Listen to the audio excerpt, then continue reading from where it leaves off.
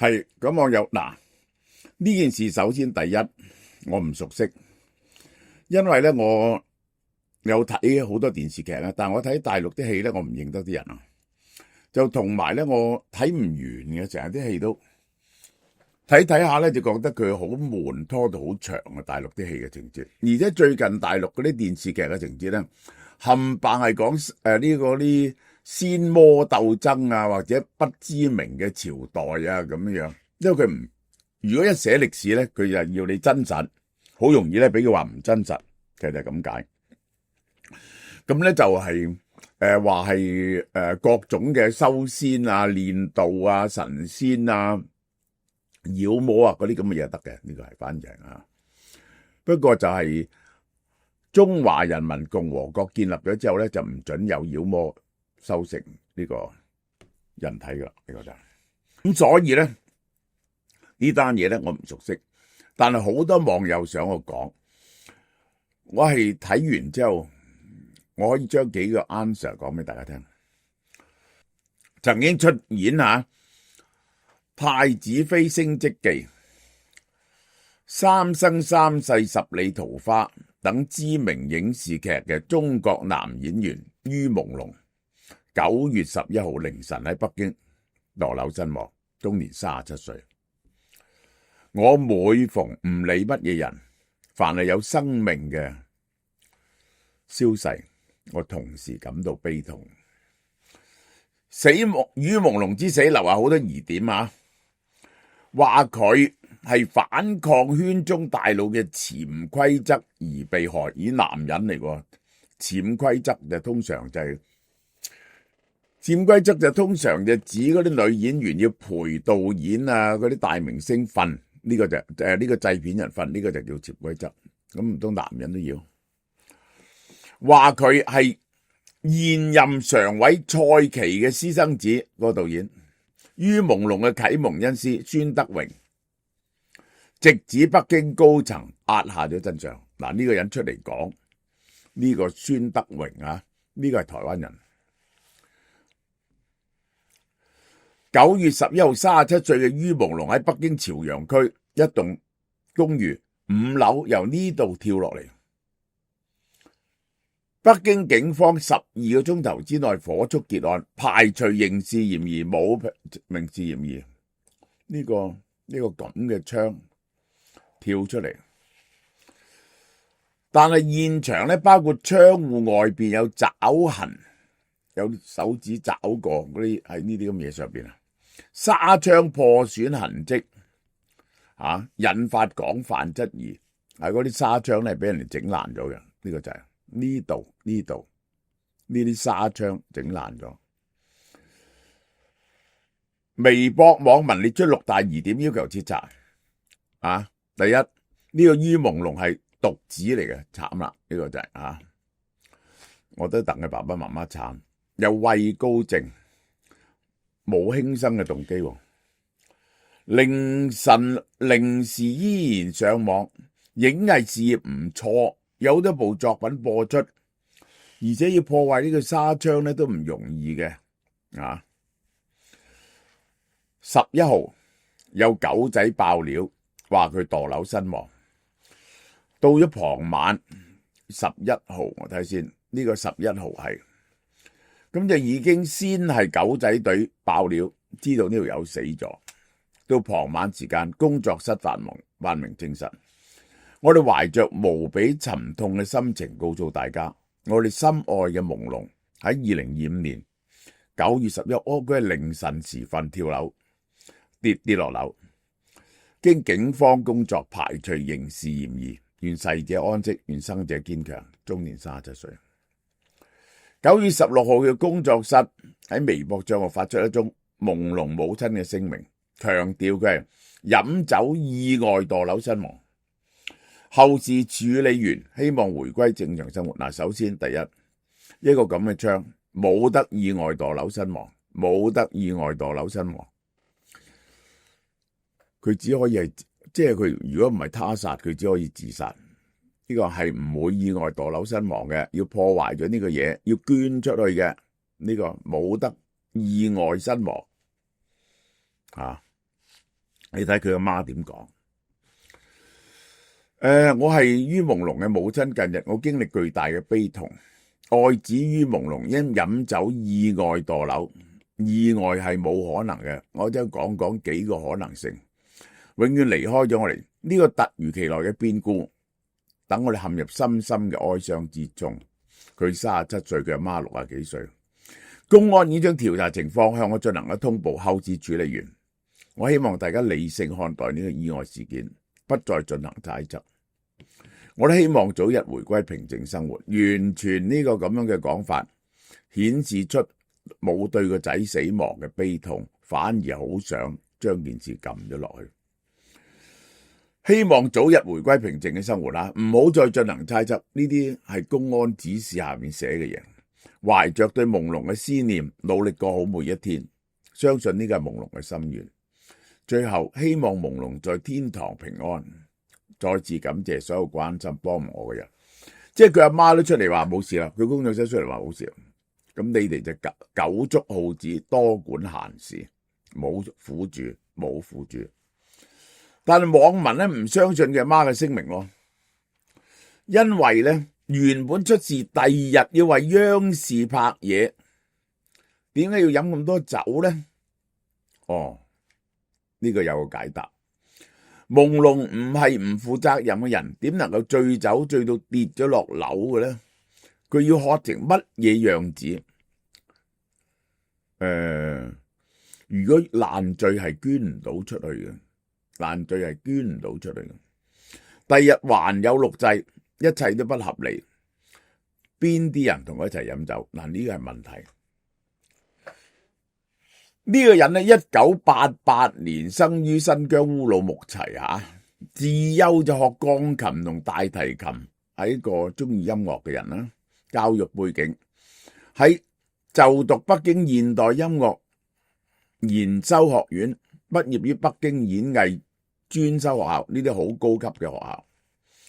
2007年參加東方衛視我型我秀，進入西安唱區16強喺唱歌。參加湖南衛視呢一個快樂男聲直通區5強，後成為快樂天團練習生，再度參加快樂男聲北京唱區冠軍，全國第10名。簽天娛代表作《太子妃升職記》同古裝連環劇《三生三世十里桃花》，我好似睇過下，出咗好多音樂作品。好啦，嗰啲人話佢同咩人飲酒呢？據 X 推主新聞調查，一篇被秒刪，俾人刪咗嘅貼文。當時17個人喺豪華公寓聚會，酒水單有10樽好高酒精度嘅洋酒。於朦朧俾人哋灌酒，灌到企唔穩。嗱，佢飲咗好多酒，咁如果之前佢飲咗好多酒咧，佢唔會一個人飲好多酒㗎，咁佢梗係俾人灌酒啦。呢個人聚會地點係北京朝陽區某高檔公寓嘅頂樓，屋主咧係於朦朧嘅多年好友兼編劇趙某，曾經寫過好多熱門網劇。即係佢喺個高檔頂樓嗰度飲醉酒，然後落去5樓嗰度跳樓啊！好啦，嗱，17人聚會名單曝光，17人豪華公寓，當晚係喺呢個頂樓嗰個業主咧，呢個趙某據物業提供嘅監控，佢哋睇過個監控鏡頭。聚會喺晚上8點鐘15分，持續到凌晨2點40分，咁大鑊，6個幾鐘頭。根據呢度啦，我唔知係咪事實。酒水清單顯示咧，飲咗10樽高度紅酒。嗱，17個人飲咗10樽酒，一個人半樽，係有96度嘅波蘭伏特加。哇！呢個大鑊啦！2支 Vodka 96度嘅，3支40度嘅威士忌。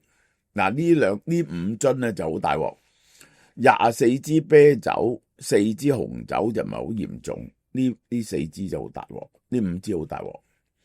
其中一樽係某富豪贈送嘅1982 Lafite，公寓保潔阿嬸回憶，第日收拾時，成個客廳都係酒味，仲有人嘔空酒樽同用過嘅紙巾。好啦，電梯監控拍到一部下，佢係由去到點幾鐘，去到點幾鐘，8點幾去到點幾鐘。嗱，佢話喺監控照片睇到噶，監控影片喺凌晨1點50分，俾兩個男人扶入電梯，臉色慘白，個嘴含糊就不行了，別喝了。而同行嘅經紀人呢，就催促，叫佢翻去飲啊！佢已經去到電梯咯，最後一杯唔好掃大家嘅興。導演黃某否認在場遭監控。呢個導演黃某話佢唔在場，但係個監控有佢嘅樣，鐵證打臉，現場照片流出，佢竟坐喺于朦朧嘅旁邊。嗱，呢個可疑啊！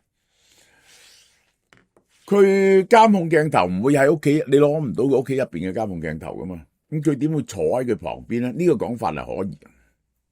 導演黃某曾經同于朦朧合作過2部電影，第一時間發表聲明：我同于朦朧私下冇交集，當晚喺屋企改劇本，冇出門。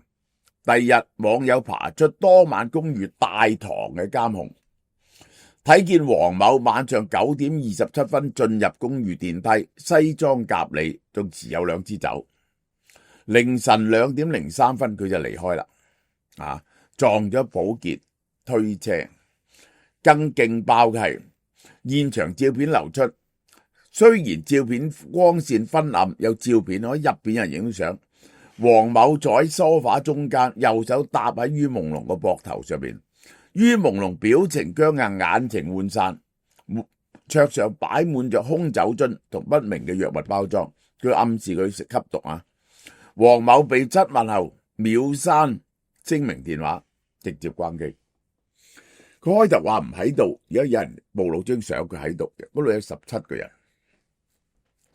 經紀人嘅詭異操作，事發前1個鐘頭，收到某神秘人物3個電話，通話顯示喺于朦朧身體不適嘅時候呢，個劉某收到3個電話，第一個凌晨1點15分，2點0幾分跌落嚟。通話時間長27秒，佢覺得好緊張，然後呢強制給于朦朧遞酒。第二通1點45分，傾咗1分鐘10秒，然後大聲話快啦，馬上就好。第三通0時10分，劉某聽完催促所有人嘅離開。佢嘅 implication 係乜嘢嘢呢？佢嘅 implication 呢就係呢。佢話我即係講呢個，根據呢個敘事嘅 implication 咧，就係咧到咗1點，灌到呢個于朦朧差唔多，有人催佢將于朦朧交出去。嗱，佢意思就係咁。詭異嘅呢3通電話來自同一個虛擬號碼，話呢個要警方先知，目前已經被註銷。而佢係帶佢去下邊一層樓度，係意圖係對佢非禮，或者做某啲嘢，然後咧就將佢掟咗落樓，因為佢不遂，即係咁樣嘅意思啊！如果你飲到好醉咧，爬唔到上去嗰度，推開嗰個紗窗，然後跳落去。媽媽哭暈喺公司門口，佢哋仲給我仔注射咗毒劑。72歲嘅于媽媽喺仔4又4日帶住10個親戚團衝到經紀公司門口，高舉白布黑字橫幅，無良公司還我兒子嘅命。佢聲淚俱下嘅控訴，我仔從來唔酗酒嘅，佢哋肯定俾佢落咗藥。屍檢報告話佢有藥物反應，但佢哋話係佢自己食嘅。經紀人公司連夜刪光晒佢嘅工作群聊記錄，喺工作群嗰度嘅留言，做賊心虛。更令人憤慨嘅，公司保安推佢阿媽，監控鏡頭佢阿媽俾2個壯漢架着拖出大門，掟咗喺地下，手踭流血。圍觀路人憤怒，大喊呢仲係咪人啊？連老人家都打，即係佢阿媽去嘈，俾人哋趕出嚟。呢個就係好啦。個神秘編劇搬走咗，鄰居爆佢屋企凌晨4點有黑人嚟搬箱。聚會主辦人趙某編劇事發後第3日搬嚟咗朝陽區公寓。鄰居回憶，凌晨4點，半夜4點，被搬東西嘅聲音嘈醒，睇見4個着黑衣服嘅男子喺趙某家進進出出，搬嘅都係紙箱，唔係家具。搬嘅都係紙箱，唔係家具，有乜嘢搬啊？趙某睇上嚟好慌張，一直睇手機。後來上咗輛無牌照黑色 SUV， 冇牌照喎，咁都得。警方證實趙某目前失聯，手機信號最後出現喺河北某偏僻小鎮之後徹底消失。佢唔係第一個，3年前就有人被灌醉送醫院。有個自稱係於朦朧同公司嘅練習生嘅網友匿名抱怨，呢間公司一路有陪酒文化，飲唔到酒就唔會俾嘢你做。3年前有個女新人被灌到胃出血，公司壓落嚟賠咗20萬。於朦朧上個禮拜仲喺群入邊話佢再飲最後一次酒局，點不知爆料發出2個鐘頭，呢個賬號被禁。警方已經立案調查，法官證實死者嘅血液嘅濃郁度係致死量嘅3倍。如果係咁呢，係致死量嘅3倍呢，你就可以話佢被毒死喎。呢個人最新屍檢報告，佢嘅酒精濃度450毫克，每100毫升就有成年人致死量。一般係150毫克，每100酒精成年人。100毫升，櫃內殘留住不明嘅藥物成分，頸部有輕微嘅勒痕，睇似係鏈住佢條頸灌佢。專案組已調取所有監控，並傳喚8個聚會參與者，案件依然偵辦中。邊個車大炮，邊個毀滅證據？請點讚，多啲人關注，呢個係。願每一個善良嘅靈魂都被世界溫柔以待，亦都願你擁有唔向黑暗低頭嘅勇氣。呢個就係好啦。中國狗仔隊爆料於朦朧死前嗰晚聚會係包括咗中國導演程青松、於朦朧嘅經紀人同演員高泰宇，懷疑呢個酒會即係灌醉佢，逼佢做啲嘢。結果咧就係令到佢可能墮樓死亡。咁呢個程青松話唔關我事啊，我呢幾年都係紅頭髮啦唔關我事啊。呢個係話已經報咗警啦。我係紅頭髮噶，我當日不在場。呢個高泰宇都澄清不在場，禁止造謠，禁止誹謗，有需要嘅話可以調監控。呢個係好啦。呢個仲有個神秘人物。難怪中央警方當日結案認定自殺，所有媒體唔敢深入報道，中國同香港媒體都保持可怕嘅沉默。參與強暴於朦朧嘅係蔡奇嘅私生子導演新奇，目前冇辦法證實蔡奇有私生子。嗰位文字喺於朦朧去世前呢，佢參加咗個私人集會。現場呢就疑有新奇嘅出席，呢個話係蔡奇嘅仔私生子。當日於朦朧俾人灌酒，醉態明顯。呢個新奇呢就非禮佢但於朦朧呢就拒絕，雙方發生激烈衝突。陰謀論者認為呢可能導致咗佢嘅離世。佢真係想講乜嘢呢？當日佢有人想呢一個係圖謀不軌，佢堅決拒絕。係咪刮咗對方一巴之類啲咁嘢？咁對方咧就惱羞成怒，就將佢掟咗落樓。係咪想咁講？呢個好啦。推特賬號新聞調查懷操性侵後謀殺，導演程青松、編劇極光光，一個神秘嘅製片人新奇都有涉入。網上流傳新奇就係蔡奇嘅私生子呢個案發嘅現場。據知情人士話新奇同蔡奇嘅關係好密切嘅，甚至係蔡奇嘅私生子，係咪真？或者同中國領導人習近平有遠親？拖落習近平度添。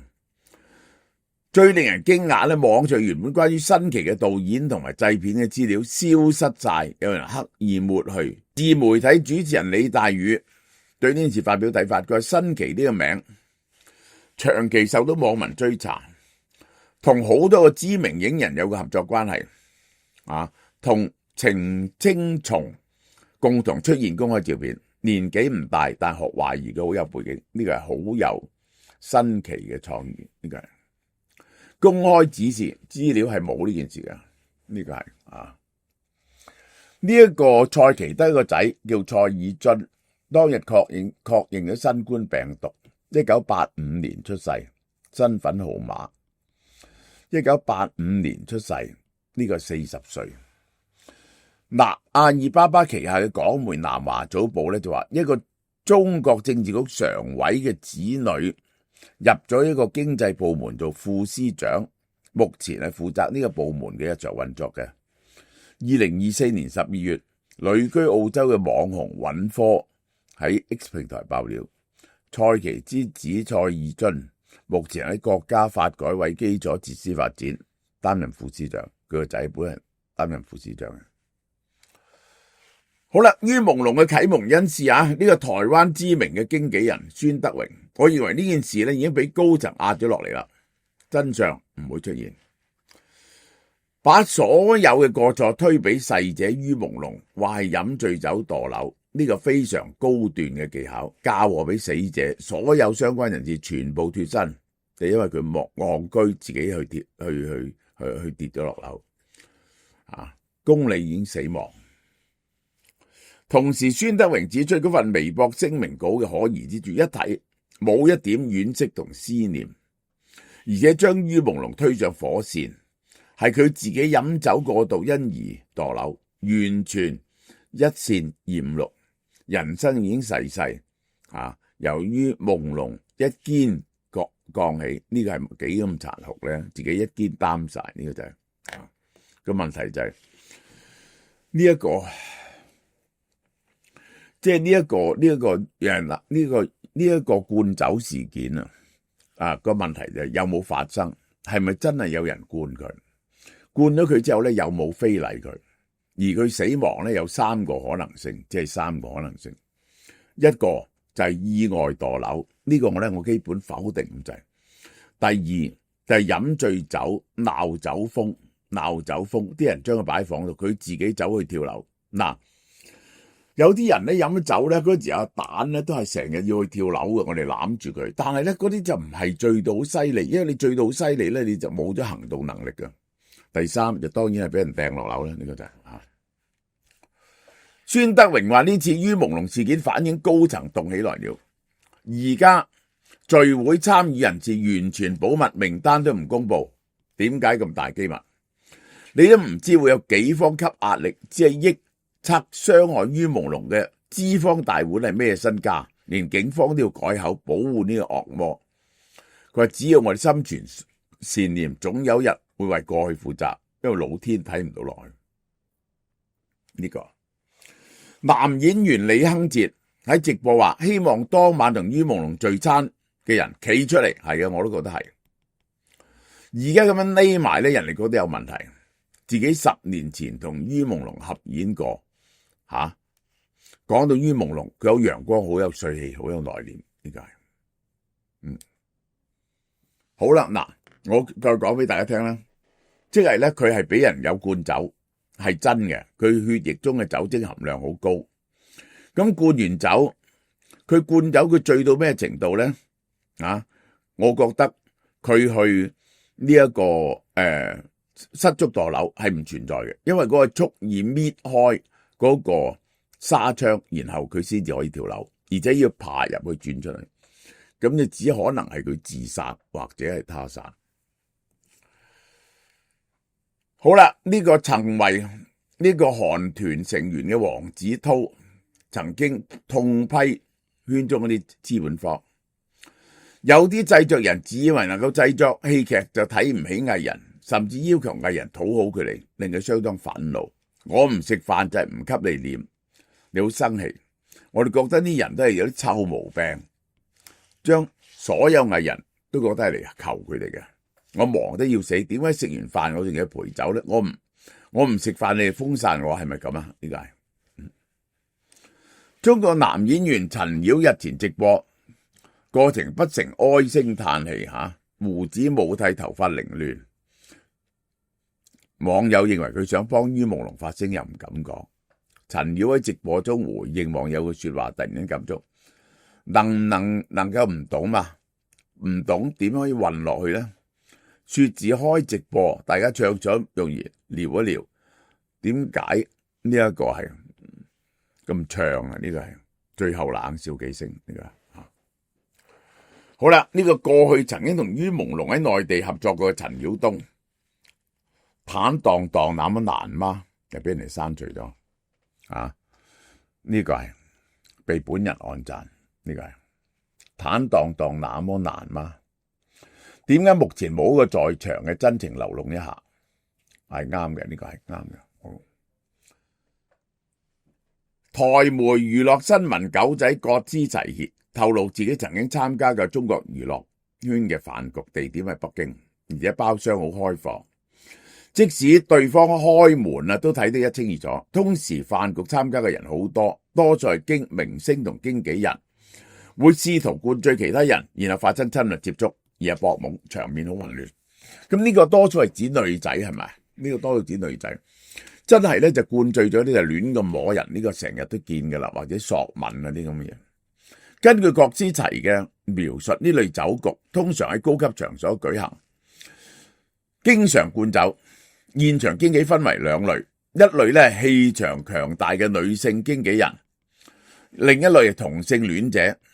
佢喺節目圖到呢啲飯局呢啲女性經紀人就由一啲18線嘅明星負責倒酒陪酒，然後親密互動。即係嗰啲女性強大嘅呢一個女性經紀人就係會博啲男人懵嘅，而嗰啲同性戀者又係會博啲男人懵嘅。當被主持人沈木林詢問可唔可以稱為淫亂派對呢，佢話認同咁嘅講法。呢啲場合並非邀請外部人士，係由經紀人自行培養藝人擔任陪酒嘅角色。呢個唔啱，通常都要招待啲老細，啲經紀人同你招待嗰啲導演啲編劇呢啲咁，或者大牌明星嗱。即係我將成件事講一次，佢係俾人灌咗酒，咁灌咗酒嘅目的係唔係喺上邊灌醉咗佢，拎佢落下邊，然後非禮佢咧？呢個係非禮佢，係唔係佢因為俾人哋非禮咗，因此飲咗酒衝動就走去跳樓咧？呢個一個可能性，另一個可能性就係唔知點樣俾人哋謀殺咗。可能佢唔順嗰啲人惡起上嚟就殺咗佢，咁呢個機會都少啲嘅啫。其實好啦，懂法嘅都知道網民嘅反應，除非係自己嗰個人飲酒造成意外，否則在場人員都要進行調查，承擔責任。在場嘅朋友咧，點解會俾佢跳樓咧？如果佢醉到爛泥咁咧，係冇能力由個窿度捐出去嘅，字字句句都揞嘴。你皮下係邊個？隨便打個字就係朦朧媽媽啦，係打出嚟見唔到個人。點解冇警方嘅通告啊？一直呢個工作室喺度發表講嘅不像嘅媽媽嘅口吻，好官方。邊個親媽會講嘢？呢個就係我都覺得係嗰篇嘢寫得好唔似。咁多大體量嘅公眾人員處理完後事啦，一啲影都冇透露出嚟。公開調查嘅結果、執法記錄儀、現場情況，要當時嘅現場影片同聚會人嘅調查結果公開透明對外發表，有此地無銀300兩嘅感覺。呢個統一口徑咩？太過假啦！點解喺一個早就註銷嘅工作室嚟到發呢？工作室早就註銷咗，而家佢又幫警方發通告，又能幫媽媽發公告，案件嘅細節呢，違章都冇，到底隱瞞乜嘢呢？一個毫無可信嘅賬號發布嘅消息，我身邊嘅路人表示唔理解、唔接受。真係人類媽媽發嘅咩？唔係佢自己發嘅咩？即係啲人咧就話嗰個嘢咧唔係佢媽咪發，我都幾肯定佢係俾人灌咗走。後邊係咪俾人非禮咧？我唔知，但係我覺得冇機會係意外，either 跳樓或者俾人掟去。OK， 咁就呢隻嘢咧新減價嚇，一出嚟咧就已經好受歡迎。亞精胺就係乜嘢咧？我嗰日介紹嗰個呢個係長生，即係呢個令你長保青春、延長壽命嘅方法，其中一個就係令你個細胞自噬，食翻嗰啲壞細胞，等個身體健康。亞精胺就係呢個理論嚟嘅嚇，呢個係延緩細胞衰老，佢會令到你嗰啲細胞自噬，即係等於你即係做 fasting 產生嘅效果。嗱，特別減俾大家7折，202蚊，202蚊，你真係要試下呢個嚇。